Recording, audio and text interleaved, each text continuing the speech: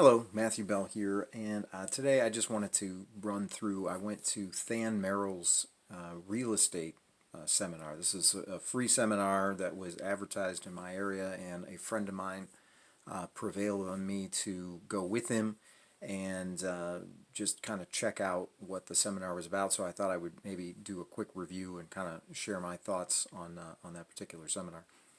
In general, it took about 2 hours of time to go through the entire thing, and it was no surprise. It was a sales pitch, right? Which is obvious, I think, to anybody. It should be obvious going in, and if it's not obvious, it's a sales pitch. But here's the thing: I am a complete real estate novice, and so I want to point that out, that I am a complete real estate novice because it is I think relevant. I think it's relevant because if you are wanting to know if you could get something out of the seminar, I think it might depend on how much you already know about real estate. For me, almost any factual information that was given in the seminar, en route to the sales presentation, was going to be new to me because, again, I'm brand new to real estate. And so I was able to find several nuggets, if you want to call them that, several things that I thought, you know what, knowing that now, that's worth my time. It was worth my time. But it might fully well be that you guys in the audience maybe know a lot more about real estate, or know the basics of real estate in terms of real estate investing or flipping houses or rentals and things like this. And so for you, maybe it wouldn't be worth sitting through a 2 hour sales pitch just in order to have a refresher course on things you know already. So I'm going to give a 3-step kind of outline here that I'm going to follow here in this brief video. Number one, I'm going to survey some of the actual factual information that was presented. Number two, I'm going to describe the sales presentation. And number three, I'll give just some concluding comments and remarks. So the actual factual information that was given, and here I don't necessarily mean that I know that it was factual in the sense that I know it was correct.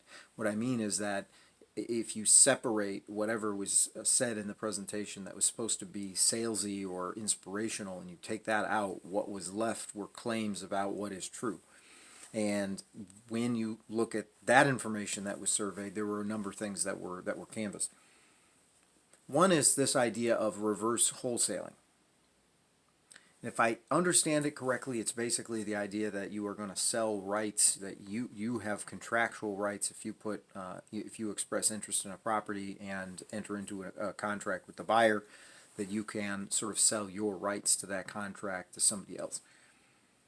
Now, the guy in the presentation made an effort to distinguish this from something that he referred to as bird dogging, which is essentially, I guess, practicing real estate sales without a real estate license, which is big no-no, big illegal. So he wanted to make it clear that what he's doing in the course is not anything that wouldn't be above board. Now, again, I can't comment. I'm not a lawyer. I'm not in real estate. I have no idea, but that was what was expressed. He got into rehabbing a little bit, got into rentals, got into tax liens, and I'll put an asterisk on that one because he said that when you get, and I'll cover it more, but essentially the idea of tax liens isn't part of the main sales pitch. So it was a separate kind of category of learning that a person might get involved in. Now I'm trying to be careful here. I don't want to step on the presenter's toes in terms of, if you want to find out more about this information, if it seems interesting to you, I don't want to give the presentation here, even if I were competent to do it, which I'm not. I'm not trying to give you the presentation that I received, but just sort of surveying what was in the course or what was in the free seminar, I would rather say. So a lot of it, again, it seems like very basic, surveying certain basic things like how to make an offer on a property, what goes into that. And it was interesting to me because, again, my background is completely different. I don't know anything about real estate. And so when I was looking at some of that information, it was new and interesting to me. So the presenter talked about 4 different aspects of an offer that you might make on a property, things you have to think about. And I'll sketch those real quick, just to give you for instance of something that I picked up from the presentation, and that is that the four things are basically you have to know the after repair value of the property. So you have to estimate if you put money into repairing a property. So you see a property, it may be derelict or whatever, vacant at the very least, and you think, all right, how much would I have to put in order to fix that property up? So you're going to have to estimate the repair cost, you're going to have to estimate the after repair value, you're going to have to estimate how much it would cost to hold that property, what they call the holding costs. So things like, if you have to pay a rental, or not rental, but a mortgage payment, or you have to pay property tax and more, utilities on the property, how much would it cost you to hold it? And then the final thing, number 4, is the closing costs that you would need in order to finalize any deal on that property. I just thought that was interesting, and I'm sure you can find that in other places, and for a lot of you, probably like, that's obvious stuff, I don't need to go to this. And there's your answer then, I think, because that is what basically is presented. So evaluating properties, he talks a little bit about that. How, to look at a property and make a determination as to whether or not it's worth your time to explore. So again, finding properties. Where can you find properties? Evaluating databases, evaluating, divorce and other probate and foreclosure listings. The core of the evening was a series of sales pitches. So there are actually at least three sales pitches that were presented by the presenter. And by the way, Than Merrill's name is on this thing, but Than Merrill is not actually the presenter. Than Merrill's not in attendance. There was a speaker and then a couple of other people, maybe 3 or 4 people in the back, who were there to collect orders for the various things that were being sold. The first sales pitch essentially has to do with evaluating deals. So Than Merrill has a software package called the Deal Analyzer, and basically what you would do is just put in certain numbers, and there's some kind of algorithm built into this thing such that it'll give you a pretty good idea of whether or not a property is worth your time, provided you can provide the numbers that we just talked about, and provided that those numbers are accurate based upon what you are looking to make on the property deal. Then you can use this deal analyzer supposedly and get a pretty good fix for whether or not a property is worth your time.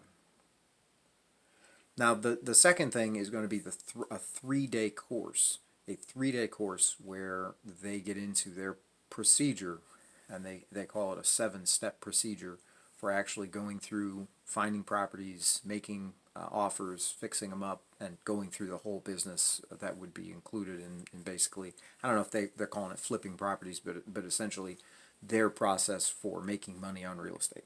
The final thing is a separate course or a separate set of materials that has to do with the tax liens. I think there was some kind of an online course. It got to be at various times a little bit of boisterousness just from people moving around and going to the back to place their orders, and people were asking questions and talking, and so I may have tuned out a little bit on the tax lien portion of it, because he did mention, the presenter, that that's not a part of the 3-day course, but that it's something, tax liens and tax deeds, if you want to get into that. I think Than Merrill again has an online course that specializes in that. It was a sales pitch, obviously. So as I segue here into my final thoughts, I'll just basically say, a lot of this is standard fare. If you are used to YouTube videos where at the beginning of the video, somebody, from Ty Lopez started with $47 in his pocket and now he's driving a fancy car, or somebody's jogging on the beach and they say, hey, if you want to live this lifestyle, I'll show you how to work from home and whatever else. So a lot of it had that kind of a feel. And in fact, a lot of it sort of revolves around the idea of a franchise. And the idea the presenter said was basically this is, Than Merrill, and I keep doing that because, again, he was nowhere to be found, has developed a system that is apparently successful at making money on real estate. And so basically their idea is, if you pay us, you can basically, it's almost like opening a franchise for a restaurant. You buy in to a business plan that has, in different areas, been proven to be successful. You put down money, you buy into it, and then they provide you with the materials. That was the analogy that was provided. And so you can maybe think about that as as you kind of think through this, it's not just giving you information, but it was rather trying to get you to buy into this franchise. Now, just as a side note, the presenter said that 26 years ago he attended a course like this, and 23 years ago, I don't know why he waited 3 years, but he put $1,000 down to actually try to make something of real estate. And I asked the guy after the fact, I said, well, Than Merrill is, according to his Wikipedia entry, right, 42 years old. So 26 years ago he would have been 16, and 23 years ago he would have been 19. And so the guy, said, well, of course, Than Merrill had nothing to do with that course that he attended 20-something years ago. And my only point in bringing that up is to say that obviously if that course that this presenter attended, assuming he did attend one 26 years ago, if that course was relevantly similar to what is being presented today, then this is nothing new. And so again, Than Merrill created this and that. Than Merrill's got his name on some business model, and they're trying to get you interested to buying in. The guy was a great speaker in terms of sales prowess. There's no question that he was a skilled presenter, very relaxed, very fluid, had the ability to answer questions. He clearly knew the material, he knew the presentation.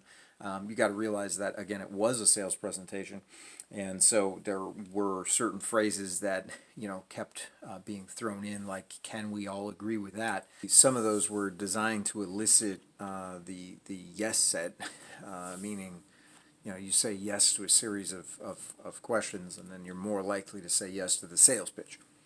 He engaged in another sales tactic, which was to try to get a buy-in, meaning a commitment from people along the way. Like, if there was something you could do to increase your income, wouldn't you want to do it?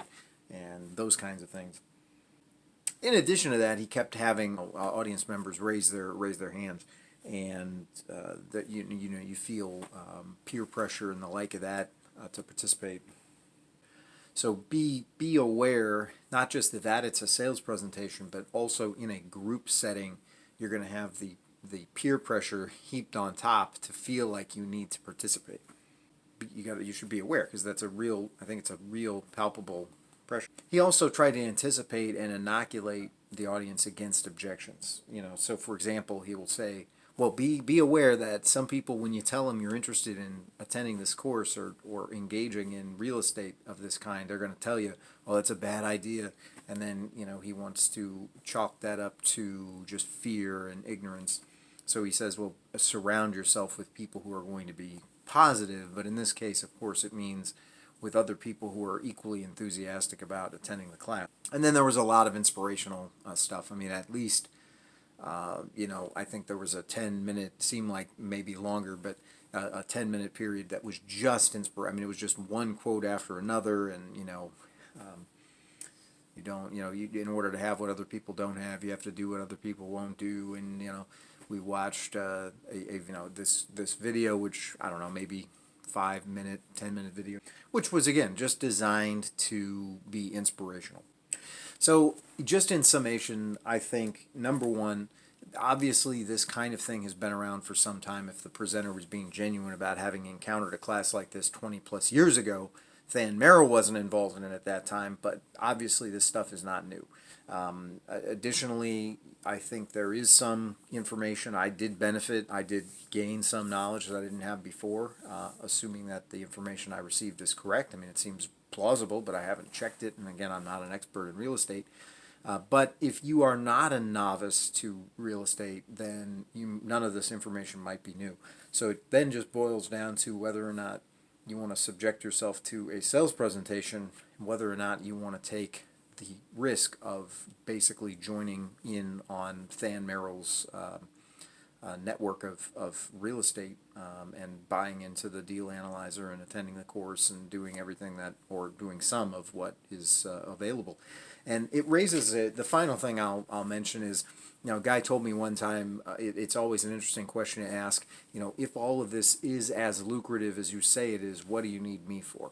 And that question is extremely valuable and can be used for all kinds of sales presentations. When somebody's saying, hey, I can teach you how to make money in the stock market. And you say, okay, if you can make money in the stock market, what do you need me for, right? So in this case, the question is really interesting because in many cases, when you ask the question, what do you need me for?